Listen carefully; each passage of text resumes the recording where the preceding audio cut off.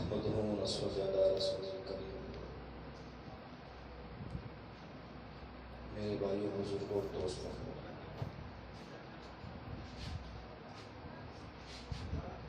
اللہ جل جلالہ کا کرم اور احسان ہو کہ اللہ پاک نے مجھے اور آپ کو اس بابرکت محفل میں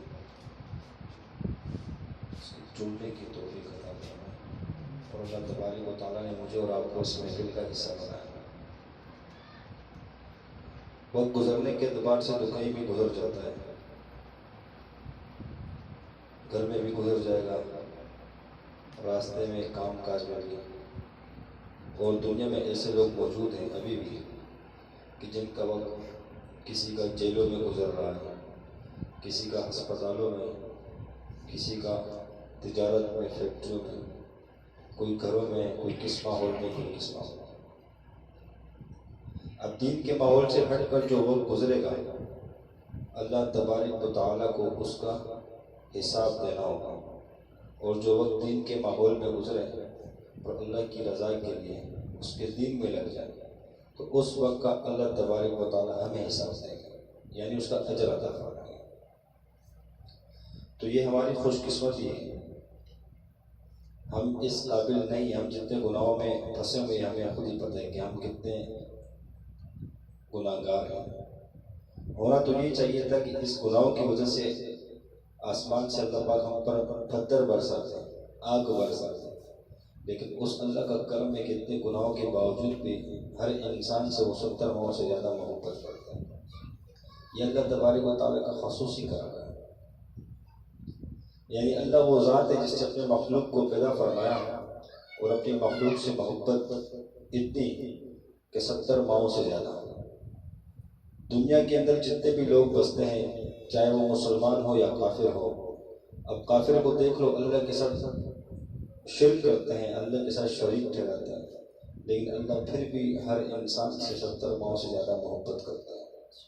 ان کو رزق بھی عطا فرماتے ہیں، اور دنیا میں جو سہولت کی چیزیں، انسان کی ضروریات کی چیزیں ہیں وہ بھی عطا فرماتے ہیں، اور یہاں تک کہ جو کافر ہو ایمان کے بغیر اور وہ نیک اعمال کرتا ہے، یعنی اچھے کام کرتا ہے، آخرت میں تو اس کا حصہ نہیں ہے، لیکن اللہ دنیا میں بھی اس کے لیے دنیا کو جنت بنا دیتا ہے، اس کا بدلہ دنیا میں عطا فرما دیتا ہے۔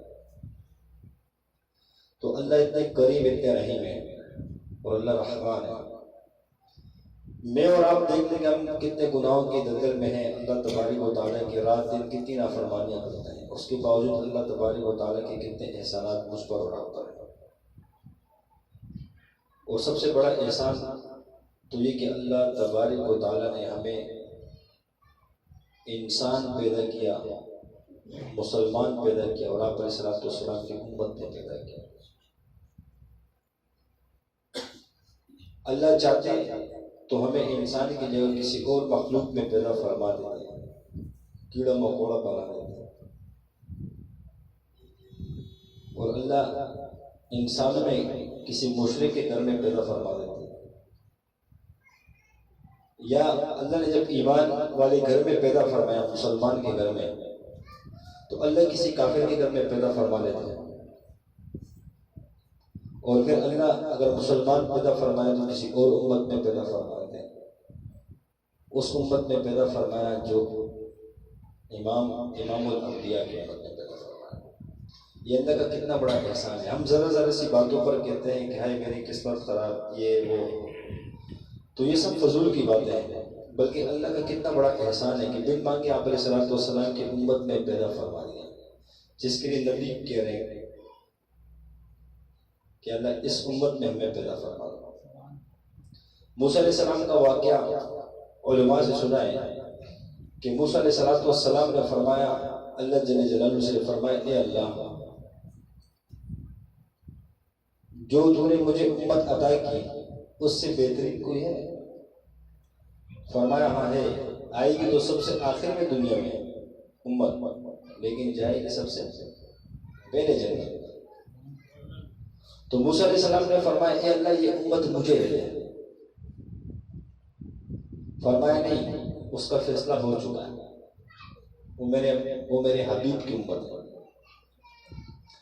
بڑی اصرار کرتے رہے، اللہ سے عرض کرتے رہے، اللہ نے کہا نہیں وہ میرے حبیب کی امت ہے۔ پھر موسیٰ علیہ السلام نے فرمایا یا اللہ چل اس امت کا دیدار کرا دے، تو عالم ارواح میں اللہ نے کہا دیدار بھی نہیں ہو سکتا۔ پھر فرمایا اللہ اس کی آواز سنا دے اس امت کی، تو اللہ نے کہا یہ ہو سکتا ہے، آواز سنا دیتا ہوں۔ تو عالم ارواح میں اللہ نے جب امت کو پکارا یا امت محمد صلی اللہ علیہ وسلم، تو ہم سب کی روح جتنے مسلمان آپ علیہ السلام کی امت ہی ہیں، سب نے جواب دیا لبیک اللہ کی طرف۔ تو یہ نعرہ سنتے ہی موسیٰ علیہ السلام کو یہ آواز اتنی پسند آئی، فرمایا یا اللہ اس کی آواز اتنی پیاری تو یہ امت کتنی پیاری ہے۔ فرمایا اے امت تو اب مجھے دے دے۔ اللہ تبارک و تعالیٰ نے ارشاد فرمایا نہیں یہ میرے حبیب کی امت ہے۔ پھر آخر میں فرماتے ہیں موسیٰ علیہ السلام، فرمایا یا اللہ پھر اس امت میں مجھے پیدا کر دے، کہا یہ بھی نہیں ہو سکتا۔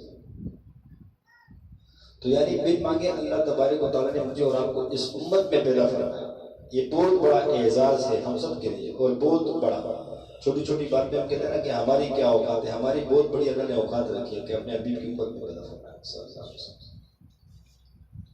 چھوٹی چھوٹی باتوں پہ یہ نہیں کہنا چاہیے۔ امت نے اپنے اوقات کو پہچان لیا کہ اس امت کو اللہ نے کیا اوقات دی ہے، کیا فضیلت دی ہے۔ آئے گی سب سے آخر میں، جائے گی سب سے پہلے جنت میں۔ کیوں؟ یہ طاقتور بہت ہے۔ اس سے پرانی جو امتیں آئی تھی وہ تو بڑے طاقتور تھے۔ بنی اسرائیل کی امت وہ تو کھجور کی درخت کو داڑھ سے پڑ کے یوں نکالتے تھے۔ بڑے بڑے پہاڑوں میں کیسے خوبصورت انہوں نے تراش کے گھر بنائے، ایسے ماہرین اللہ نے ان کو کیسی کیسی چیزیں دی ہیں۔ قوم سبا باغات والے تھے، بڑے بڑے ڈیم بنانے والے تھے، جو آج بڑے سے بڑے انجینئر وہ ڈیم نہیں بنا سکتا جو قوم سبا کے لوگوں نے بنایا وہ ڈیم۔ اتنے بڑے بڑے باغات کے سر پہ ٹوکرا رکھتے اور صرف باغ میں چکر لگاتے ہیں تو وہ ٹوکرا پھلوں سے بھر جاتا ہے۔ آج تو جدید طریقے لیکن ان سے جدید اب بھی نہیں ہے، وہ ایسی قومیں تھیں اور 120 فٹ کا تھا۔ جسامت کیسی ہے ہماری تو قد ہی کتنا ہے، 6 فٹ زیادہ سے 7 فٹ،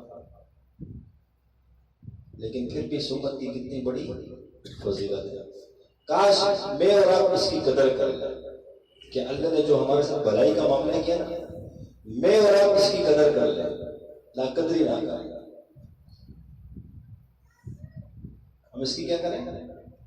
قدر کریں، لا قدری نہ کریں، کیونکہ فاذکرونی اذکرکم واشکرونی ولا تکفرون۔ اللہ تبارک و تعالیٰ فرماتے ہیں کہ تم مجھے یاد کرو۔ کیا فرماتے ہیں؟ تم مجھے یاد کرو میں تمہیں یاد کروں گا، میری ناشکری نہ کرو۔ کیونکہ انسان جب ناشکری پر آ جاتا ہے تو اللہ نے جو نعمت دی ہوتی ہے تو بسا اوقات اللہ تبارک و تعالیٰ اس نعمت کو چھین بھی لیتا ہے ناشکری کی وجہ سے۔ اور جب بندہ شکر گزار بنتا ہے، اس نعمتوں کا شکر ادا کرتے تو اللہ تبارک و تعالیٰ اس نعمتوں میں برکتیں عطا فرماتے ہیں، اس نعمتوں کو بڑھاتے چلے جاتے ہیں۔ اللہ اتنا کریم ہے، اپنے بندے سے اتنی محبت کرتا ہے، اور کیسے آسان نقصہ بتا دیا اللہ نے، فاذکرونی اذکرکم، تم مجھے یاد کرو میں تمہیں یاد کروں گا۔ کیا کروں گا؟ یاد کروں گا۔ شائستہ معاشرہ سے کثرت سے ذکر کرتے ہیں کہ نہیں کرتے؟ تو جب جب وہ ذکر کرتے ہیں اس وقت اللہ بھی ان کو یاد کر رہا ہوتا ہے۔ قرآن ہے کہ نہیں؟ جب جب وہ ذکر کرتے ہیں تو اللہ بھی ان کو یاد کر رہا ہوتا ہے۔ اس کو چھوڑیں۔ حدیث قدسی کا مفہوم ہے کہ جب میرا بندہ مجھے دل میں یاد کرتا ہے تو اللہ تبارک و تعالیٰ ارشاد فرماتے ہیں کہ میں بھی اس کو اپنے دل میں یاد کرتا ہوں، اور فرماتے ہیں کہ جب میرا بندہ مجمع کے سامنے میرا ذکر کرتا ہے تو میں اس سے بہتر مجمع یعنی فرشتوں کے مجمع میں اس شخص کا ذکر کرتا ہوں۔ تو یہ اللہ کی کتنی بڑی محبت ہے ہم سب کے ساتھ۔ کیا فرماتے ہیں کہ جب بندہ مجھے دل میں یاد کرتا ہے تو میں بھی اس کو دل میں یاد کرتا ہوں، اور جب وہ مخلوق کے سامنے میرا ذکر کرتا ہے تو میں اس سے بہتر مجمع یعنی فرشتوں کے درمیان اس شخص کا ذکر کرتا ہوں۔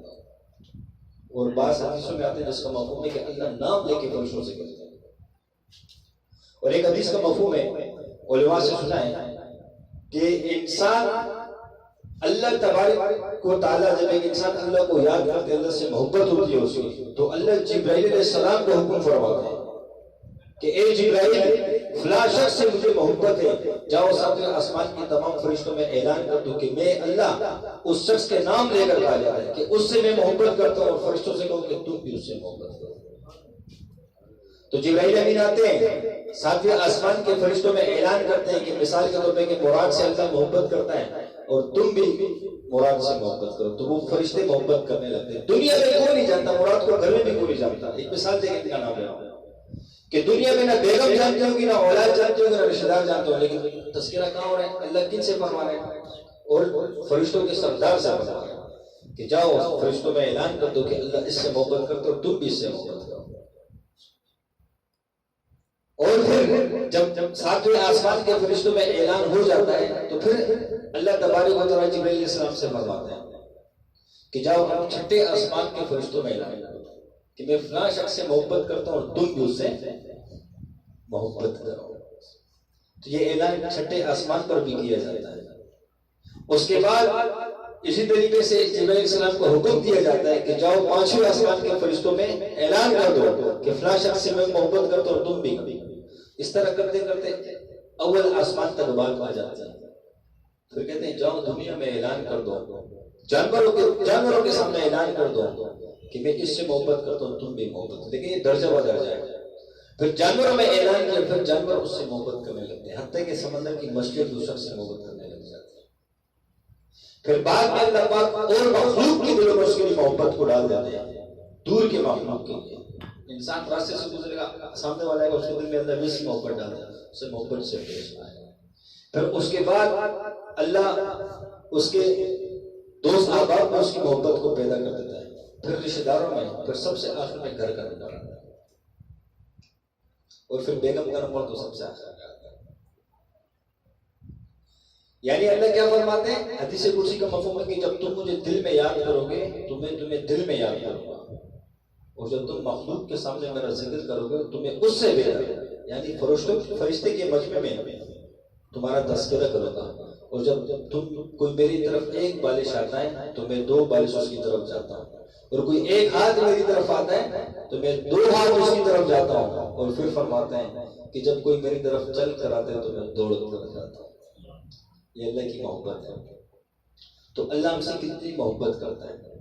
اب ہم بھی اللہ کے عاشق بنے، جب میں اور آپ اللہ کے عاشق بن گئے تو پھر ہمیں دنیا سے خوف نہیں آئے گا، دنیا کی کسی چیز سے خوف نہیں آئے گا۔ ایک واقعہ ذہن میں، عراق کے بہت بڑے شیخ، عراق کے بہت بڑے شیخ تھے، بزرگ سلاسل کے بزرگ تھے، مشائخ تھے، حضرت بقا بن بدور رحمۃ اللہ علیہ۔ ان کے پاس 3 فقہاء ہیں، فقہاء سے بہت یعنی عالم مفتی ہے ان کے پاس، اور وہ اللہ والے تھے۔ 3 فقہاء ہیں ان کے پاس، عشاء کی نماز پڑھائی۔ جب نماز پڑھی تو حضرت بقا بن بدور رحمۃ اللہ علیہ نے جو سورۃ فاتحہ اس میں پڑھی وہ ان کو پسند نہیں، اور دل میں سوچے کیسے ان کی آواز میں پسند نہیں ہے۔ یعنی بعض اوقات جیسے قرات خوبصورت سے کی جاتی ہے، بعض آدمی اپنے لہجے میں سادہ سی قرات کرتا ہے، یہ بات ہوئی۔ تو انہوں نے یہ باتیں کی آپس میں۔ بہرحال ان تینوں کا قیام ان کے پاس کا مہمان تھے، یعنی تینوں کا رات وہیں گزارتا تھا حضرت کے پاس۔ جب رات گزارے تینوں سوئے تو تینوں کو جنابت پیش آ گئی، یعنی غسل فرض ہو گیا۔ اب وہ حضرت کے گھر کے باہر ہی سامنے نہر تھی، وہ تینوں نکلے باہر نہر پہ غسل کرنے گئے۔ ظاہر احسار وہ باندھا ہوگا اپنا ستر وغیرہ، نہر میں چلے کے نانے کپڑے رکھے ہوئے ہیں، تو اتنے میں ایک شیر آتا ہے ان کے کپڑوں پر بیٹھ جاتا ہے، ایک شیر آتا ہے ان کے کپڑوں میں بیٹھ، اور تینوں جب نہر میں دیکھتے ہیں اور شیر کو دیکھتے ہیں تو پھر ٹھنڈ کا موسم جو ہوتا ہے تو نہ نکل سکتے نہ کوئی موت، اور انسان خوف بھی ہوتا ہے نا۔ تو اتنے میں دیکھا کہ حضرت تشریف لائے، جب گھر سے باہر نکلے تو شیر نے ان کی طرف دیکھا، شیر ان کے بھاگتے ہوئے جوتوں کے پاس ہے، ٹانگوں میں، اور یوں جیسے نہیں کھیلتے ہیں جو جانور، اس طرح وہ کروٹیں لینے لگے۔ تو کہا ٹھیک ہے یہ تو بدگمان ہو گئے، لیکن تو جان چھوڑا ہمارے مہمان ہیں۔ وہ شیر کو اپنے آستین سے یوں کیا اور شیر چلا گیا۔ اتنے میں وہ جب نکلے کپڑے پہن کر تو حضرت کے پاؤں میں گر گئے، معافی مانگی، تو حضرت نے کیا جملہ فرمایا، تم نے زبان کی اصلاح کی، میں نے دل کی اصلاح کی۔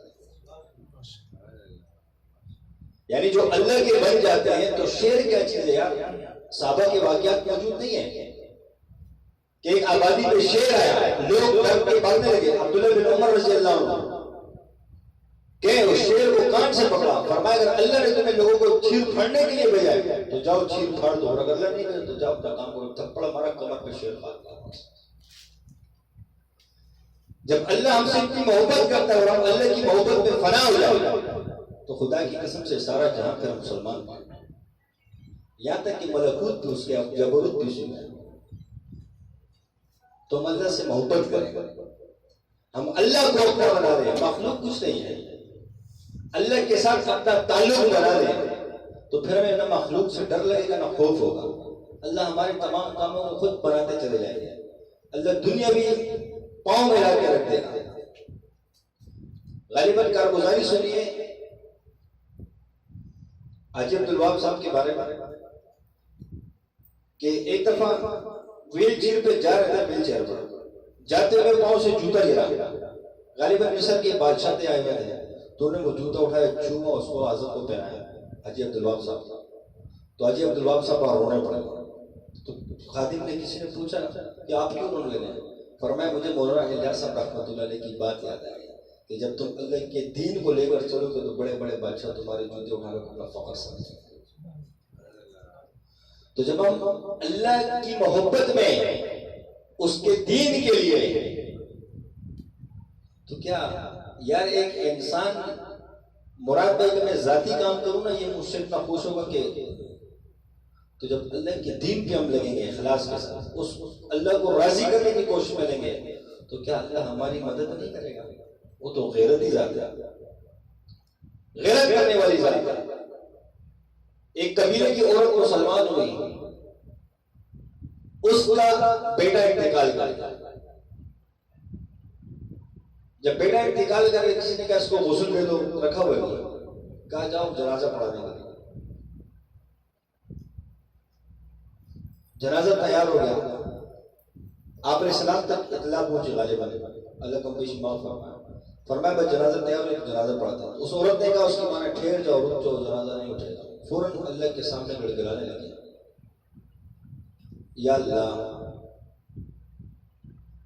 جب سے میں نے ایمان قبول کیا میرے قبیلے میں اور لوگ مسلمان نہیں ہیں اور تو نے میرا بیٹا لے لیا، یا اللہ لوگ کیا سمجھیں گے میرے قبیلے والے کہ یہ کون سے دن میں چلے گی کہ اس کا بیٹا مر جائے، یا اللہ تو میرے بیٹے کو زندگی دے دے۔ اسی ٹائم کو مردہ اللہ نے کر دیا۔ تو پھر اللہ کی ایسی مدد آئے گی، صحابہ کے ساتھ جیسے اللہ کی مدد ہے تو ویسی مدد آئے گی اللہ کی۔ کیا اللہ کو راضی کرنے کے ساتھ، اللہ کے ساتھ تعلق بنانے کے ساتھ، اور جب اللہ فضائل ایمان میں واقعی بھی دیکھا نا کہ اللہ فرماتے ہیں جس کو میں ولی بنا لیتا ہوں، میں اس کے ہاتھ بن جاتا ہوں، میں اس کے کان بن جاتا ہوں، میں اس کی زبان بن جاتا ہوں۔ تو جب ہم اللہ کے ساتھ تعلق بنائیں گے تو اللہ ہمارے ساتھ ہوں گے، اللہ ہر جگہ، اور اللہ ہمارے ساتھ ہوں گے تب جب اس دل کے اندر سے غیر نکل جائے گا، صرف اللہ کی ذات آئے گی، اللہ کی محبت آئے گی۔ جسے آپ علیہ الصلوۃ والسلام نے فرمایا کہ انسان کے جسم میں ایک لوتڑا ہے، اگر وہ ٹھیک ہو جائے تو سارا جسم ٹھیک ہو جائے گا۔ فرمایا وہ دل ہے، وہ دل ہے، وہ دل ہے، کیونکہ دل کی مثال جسم میں بادشاہ کی ہے، تو انسان وہی کرتا ہے جو اس کا دل چاہتا ہے۔